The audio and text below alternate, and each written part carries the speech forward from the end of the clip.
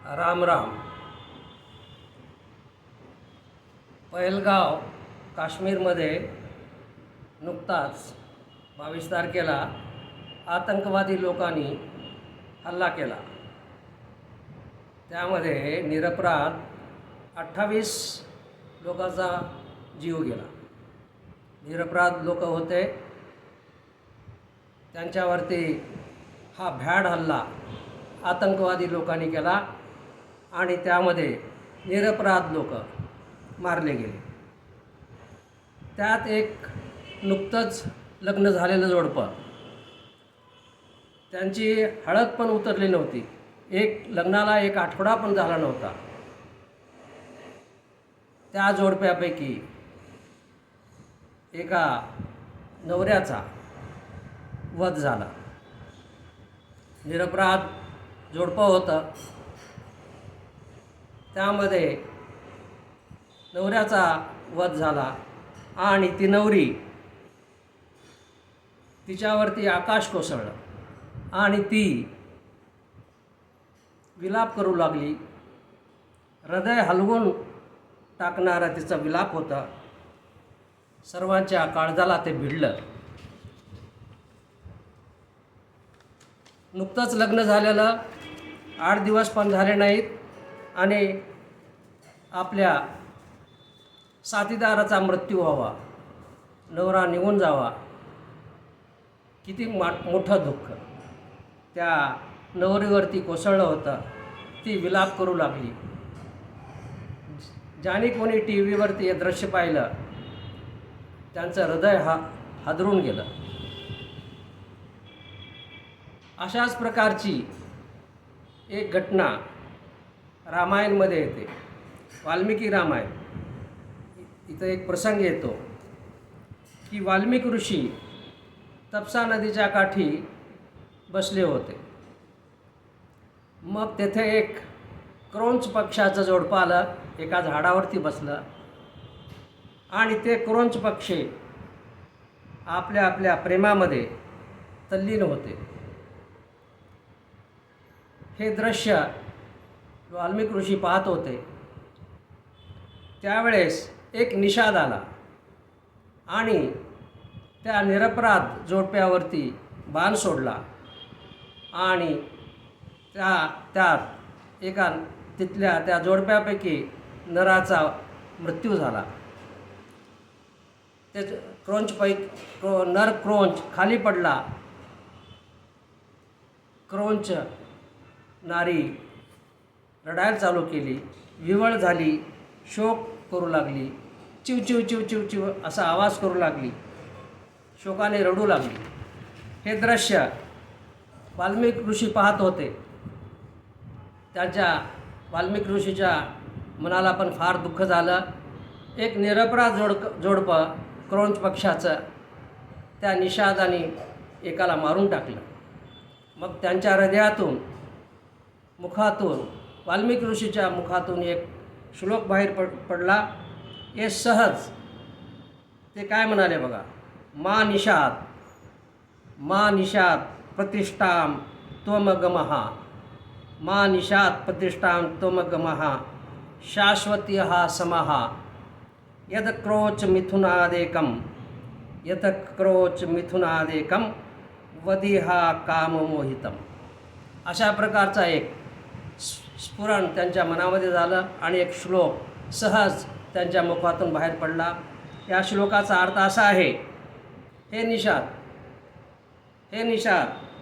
कारण नसताना निरपराध अशा नरक्रोचाचा तू वध केलास, तुला कधीही शांती मिळणार नाही. अशा प्रकारचा श्लोक वाल्मिकी ऋषीच्या मुखातून बाहेर पडला. वाल्मिकी ऋषीच्या मनाला फार वेदना झाल्या होत्या. हा तो एक प्रकारचा त्या निषादला श्रापच होता. त्या निरपराध क्रोंचाचा तू वध केलास, तुला शांती मिळणार नाही, अशा प्रकारचा तो एक प्रकारचा श्रापच होता. मग वाल्मिकी ऋषीच्या हृदयातून हे सहज वाक्य प्रकट झालं. काही दिवसानंतर ब्रह्माजीच्या सांगण्यावरून वाल्मिकी ऋषींनी रामायणची रचना केली. ब्रह्माजीनं सांगितलं की हे वाल्मिकी ऋषी, तू आता रामायणची रचना कर. काही संत महात्म्याचं असं दर्शन आहे, मत आहे की वाल्मिकी ऋषींनी रामायण अगोदर लिहिलं, मग नंतर श्रीरामाचा अवतार झाला, मग रामायण घडले. जशा जशा प्रकारे वाल्मिकी ऋषींनी रामायण लिहिलं तशा तशा प्रकारे श्रीरामचंद्र प्रभूला वागावं लागलं आणि रामायण घडलं. भगवंताला अवतार घ्यावा लागला श्रीरामाचा.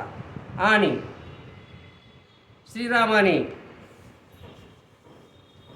वचन दिलं होतं ऋषीमुनींना. रावण राक्षस ऋषींना फार त्रास द्यायचा. मग श्रीरामाने एक पण केला की या राक्षसाचा, या रावणाचा मी सर्वनाश करेन. अशा प्रकारचा पण श्रीरामचंद्र प्रभूंनी केलं होतं. आणि श्रीरामचंद्र प्रभूंनी तसे वागले आणि सर्व राक्षसाचा, रावणासहित त्याच्या कुळाचा नाश त्यांनी केलेला आहे, श्रीरामचंद्र प्रभूंनी केलेला आहे. ही त्रेतायुगाची घटना आहे. आता ह्या कलियुगामध्ये कालची घटना तशाच प्रकारची आहे. आताची काश्मीरची घटना आहे तशाच प्रकारची आहे. निरपराध लोक, त्याच्यावरती आतंकवाद्यांनी हल्ला केला.